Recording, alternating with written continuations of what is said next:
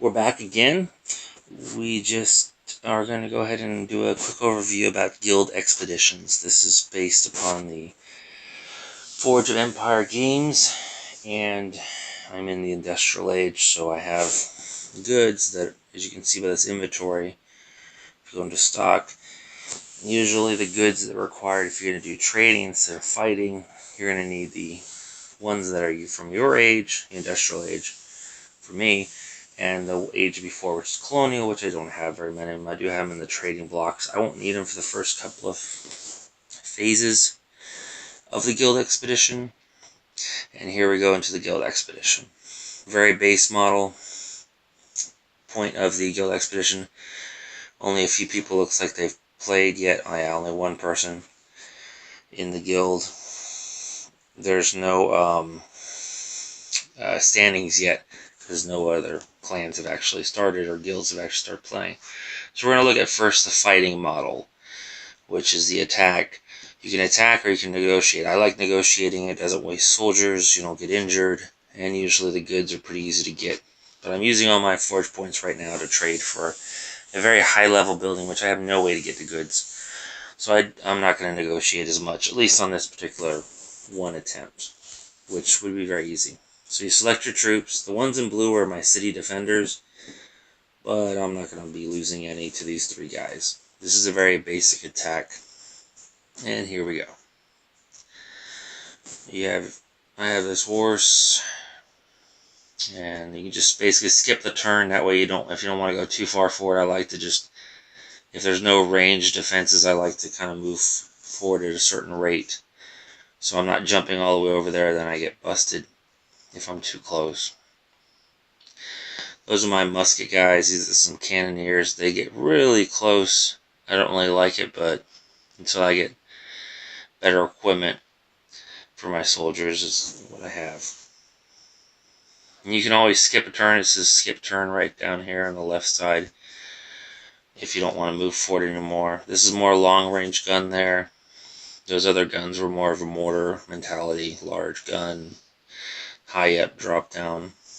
Should finish it off here. And this is back to the expedition. So it shows if your troops got injured, that's a little green bar on the bottom. That shows how much health they have left. And you can see they all died. So going over here, you get, this is expedition points all go towards your guild total count. So all guild members, as you can see in just a second. You can see me and this Adam Holland guy have done so much. So we both done the first level. This is the little reward chest here with a little arrow. So I have 1,600 supplies. That's good. Now I'm going to show you the way I like to do it.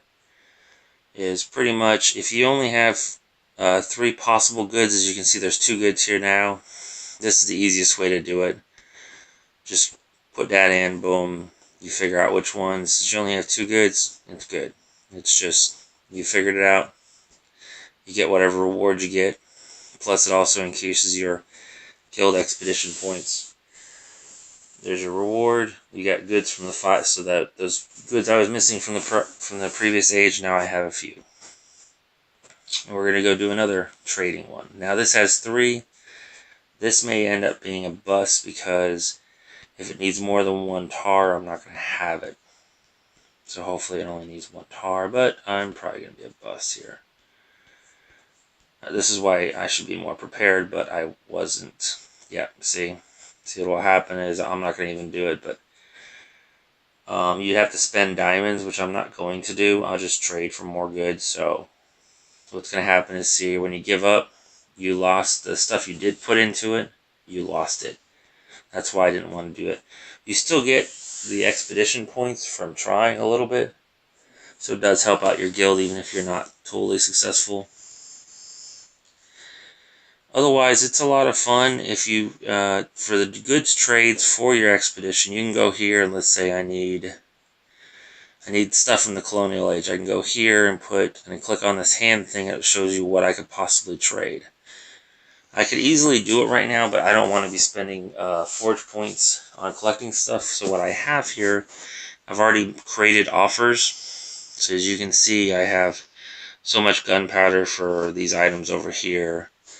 I'm just waiting on my guild to pick them up. Now, these other items that are very unfair trades, those are for the arc that I'm getting.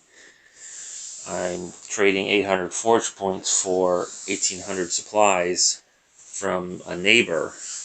As you can see from this list down here, these are neighbors. So I don't know where this guy, oh, there he is, E.T. of God.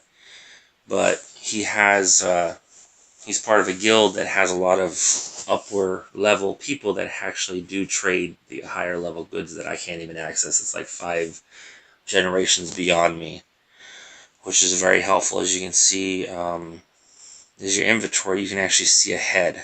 So this is your Bronze, Iron Age, Early Middle Ages, High Middle Ages, Late Middle Ages, Colonial, Industrial, Progressive Era.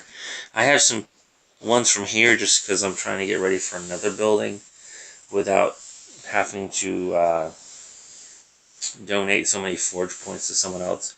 This stuff I won't be able to do on my own. I'll have to get somebody if I have a building that needs these. Different modern era, postmodern era, contemporary era, tomorrow. And then the era I'm trying to get to, which is the arc. I'm not going to upgrade myself to it because you just waste a lot of effort. But you trade a bunch of forge points, which I've been doing for about a week, and it's up to almost 400. Actually, it's beyond 400. Once I get to 800, those other 3 columns of nanoparticles, purified, and superconductors will be filled up enough for me to actually get this, which is actually going to help the guild mostly. This will give me, actually, it'll bounce back rewards to me whenever I get contribution rewards, like I put so many forge points and they level out their building, I get a bounce back, I get 10% more bounce back than I normally would. And then the actual guild gets every 24 hours gets 9 goods back to the guild, which is nice. The same thing as my observatory, which I have right over here. It does the same thing, but it doesn't. This observatory doesn't actually give me anything, it just helps out the guild. It has a guild defense pool, which helps out, and then it has the, as you can see at the very bottom of the screen, 5 guilds, every 5 goods to the guild every 24 hours, and then once you upgrade it, then it's another 6. Pretty much every upgrade increases the number. Now, the guild expeditions we were just talking about, this is the guild expedition building. This actually increases your chance by a tiny bit of getting a random reward, which we didn't get any random rewards at this time for the 3 levels we tried. But it's really awesome. Sometimes you get 100 forge points, sometimes you get a random building, troops. It's just really random. Some of them are really awesome and most of them are really benign. But overall, it's a fun game. It's a fun little expedition to do. You should check it out, come play it, and always have fun.